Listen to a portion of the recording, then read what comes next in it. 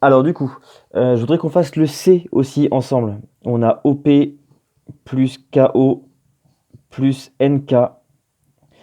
Alors là, ici, de part et d'autre de mes différents signes égales, de mes différents signes plus, pardon, on n'a pas la même lettre. Donc on ne peut pas appliquer la relation de Chasles. La relation de Chasles, c'est bien quand on arrive à un endroit et on repart du même endroit, quand on a la même lettre en point d'arrivée et en point de départ du vecteur d'après. Là, ici, c'est pas le cas. Par contre, on a vu que notre addition entre les vecteurs, elle était commutative. On pouvait changer l'ordre comme on voulait. Donc on va juste changer l'ordre de ces vecteurs-là, de ces déplacements-là.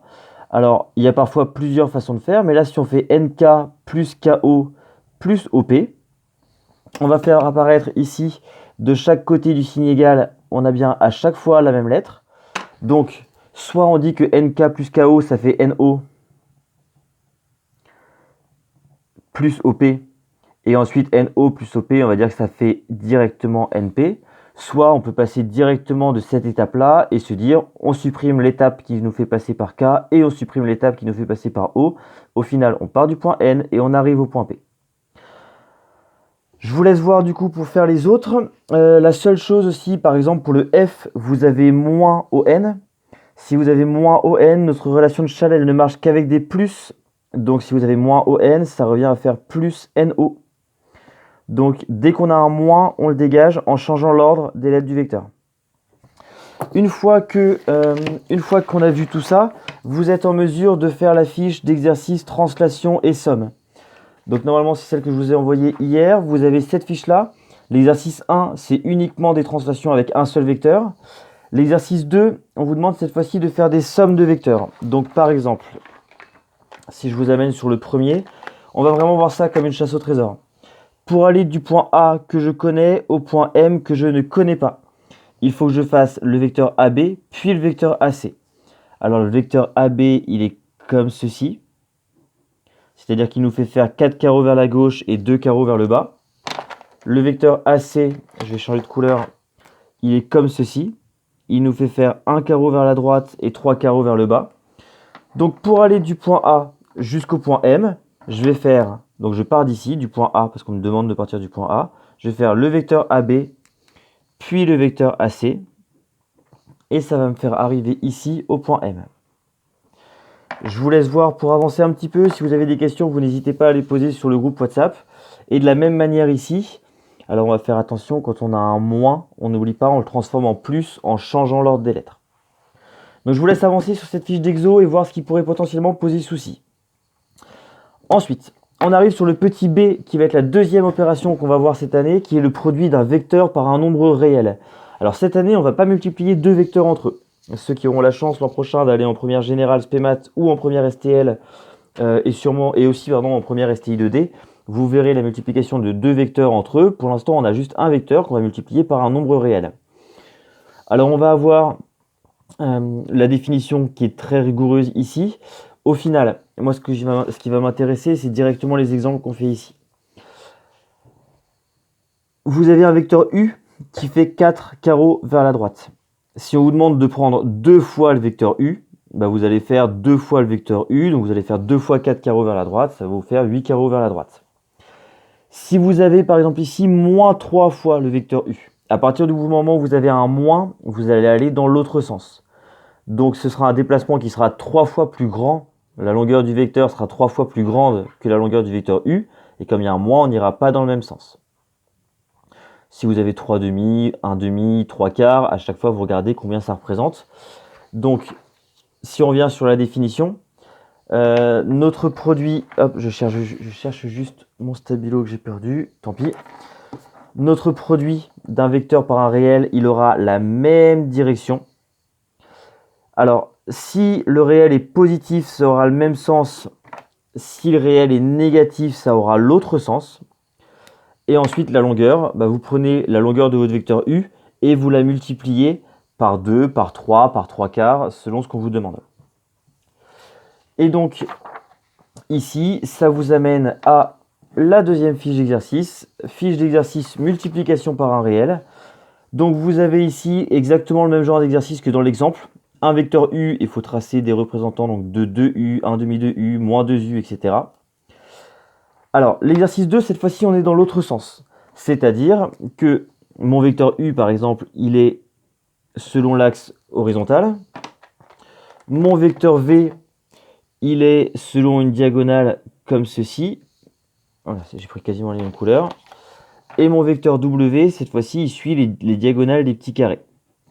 Vous avez en dessous plusieurs vecteurs. Et il faut dire comment est-ce qu'on peut les écrire en fonction de U, en fonction de V ou en fonction de W.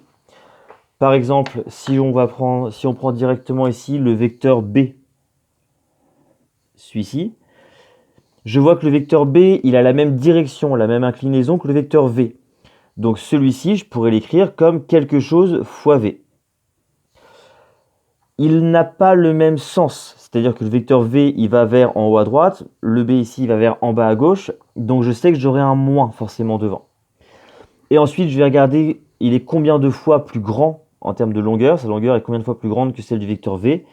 Là ici, j'ai la place de placer un vecteur V, deux vecteurs V, il est 2 fois plus grand, donc ce sera moins 2 fois le vecteur V.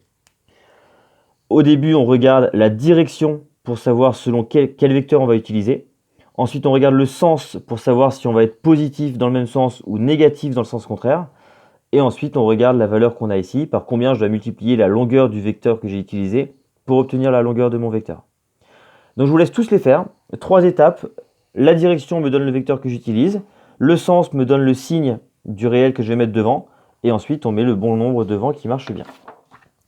Et vous avez à peu près la même chose ici. Et l'exercice 4, par contre, est un petit peu plus compliqué. Je vous laisse réfléchir dessus. Tous ceux qui sont dans le groupe vert, vous n'êtes pas forcément obligés de regarder cet exercice-là. Mais voilà, après, si vous voulez le regarder, je ne vous empêcherai pas du tout de le faire. On va terminer cette vidéo et cette journée de cours avec la notion de vecteur collinéaire. Alors, c'est une notion qui est super importante. C'est-à-dire que deux vecteurs vont être collinéaires. C'est quelque chose qu'on va utiliser très souvent s'ils ont la même direction. Donc, la collinéarité pour les vecteurs, c'est la même chose que le parallélisme pour les droites.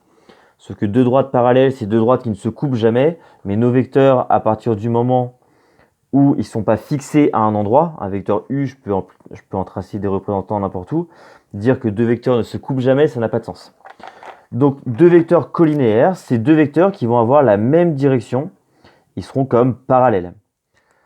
Pour tracer mes vecteurs, il faut bien que je fasse des traits qui soient parallèles, ils peuvent être plus ou moins grands, plus ou moins petits, peu importe. La seule chose, c'est que je veux que tous ces vecteurs-là soient parallèles, soient collinéaires.